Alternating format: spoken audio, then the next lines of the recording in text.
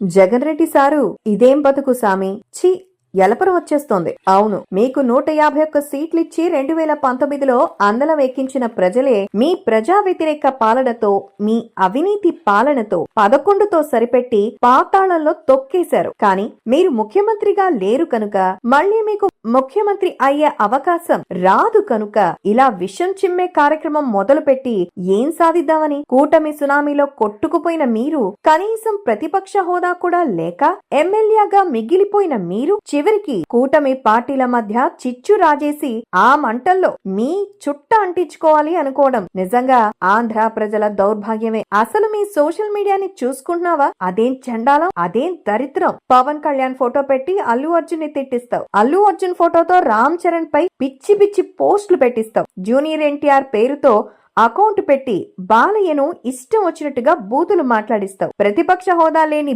బ్రతుకు బ్రతుకుతున్న ఇదే చీపు బ్రతుకు మారండి. మీరు ఎన్ని వెర్రి వేషాలేసినా కూటమిని మీరేం పీకలేరు. అయినా అదేదో సామెతలాగా వాళ్ళు కలిసి పనిచేసుకుంటూ ఉంటే ఊళ్ళో పెళ్లికి కుక్కల హడావిడి మాదిరి మీ సోషల్ మీడియా పిల్ల కుక్కల పంచాయతీ మరీ ఎబ్బెట్టుగా ఉంది. కొంచెం అప్డేట్ అవ్వండ్రా నాయనా.